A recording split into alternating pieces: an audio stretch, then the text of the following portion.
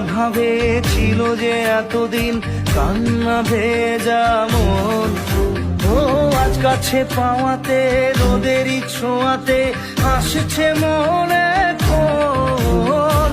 হয়তো ভগবান তোমাকে পাঠালো বাঁচাতে আমাদের।